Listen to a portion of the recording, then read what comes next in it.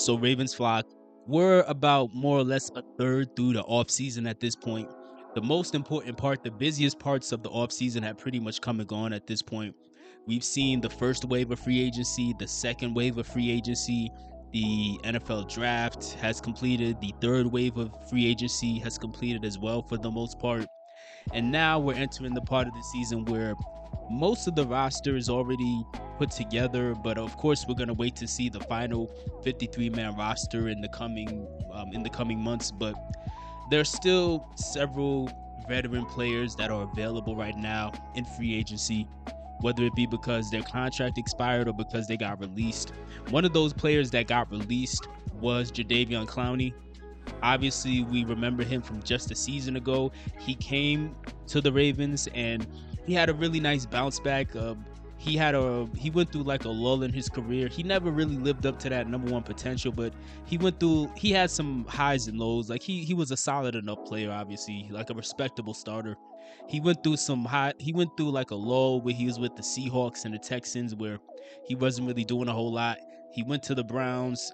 He kind of, revitalized his career in a sense. And then he wanted out of the Browns because he felt like they weren't going anywhere.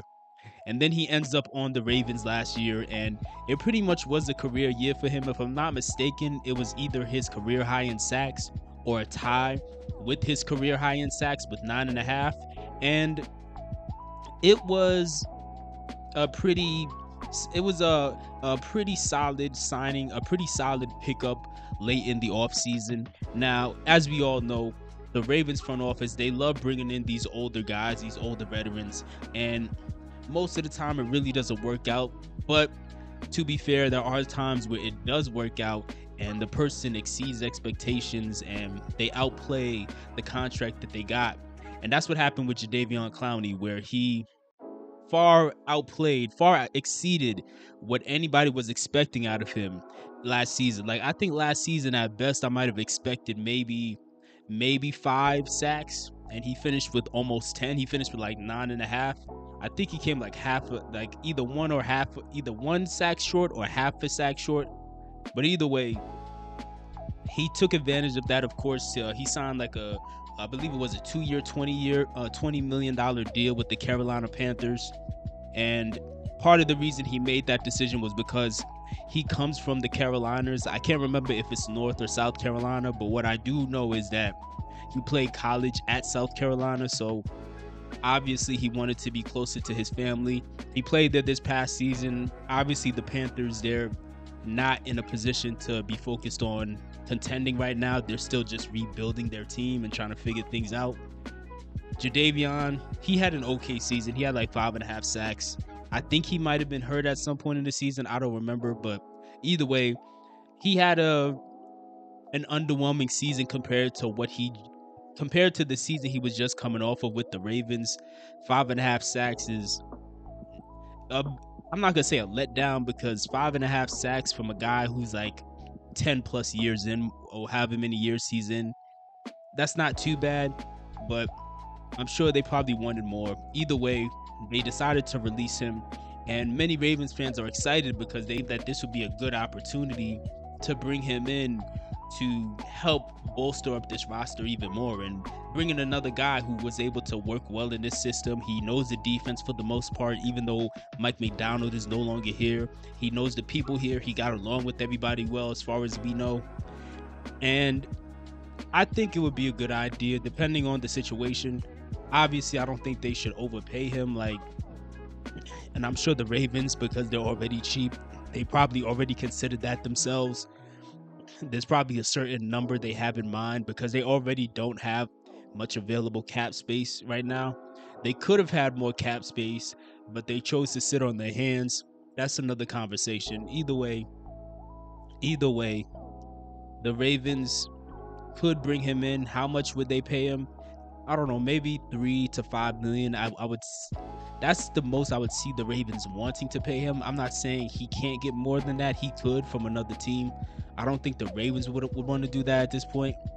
But if they offered him like a $5 million 1-year deal, or $10 million a $10 million 2-year deal, I think he would take it, to be honest with you.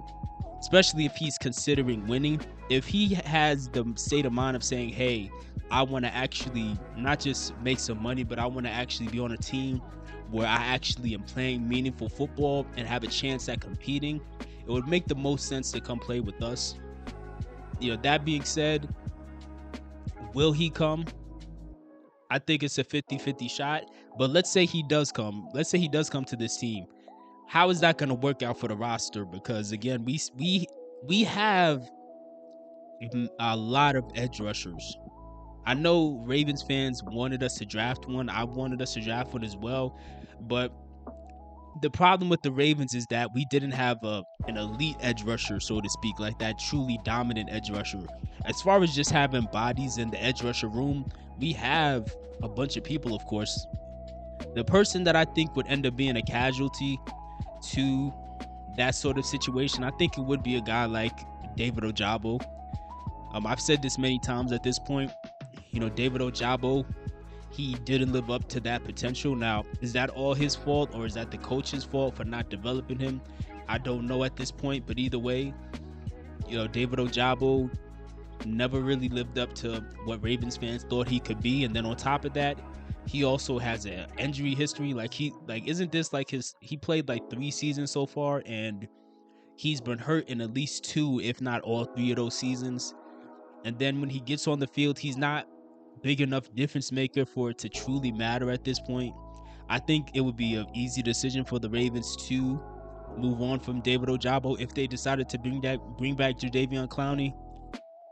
Just because of the fact that when you look at the edge rusher room, they're not going to cut Kyle Van Noy, because even though he's old, he's coming off of a really great season. And I think they have him for at least 1 more year. They're not cutting Odafe Owe. He's also coming off of his best season. He's coming into his own. They may possibly extend him. They're not going to cut Tavius Robinson because he's become a very solid rotational player who is very good against the run. They're probably not going to cut Adisa Isaac just because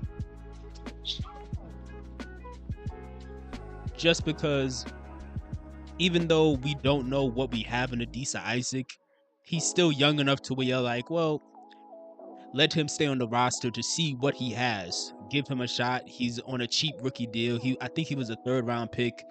They're going to keep Adisa Isaac.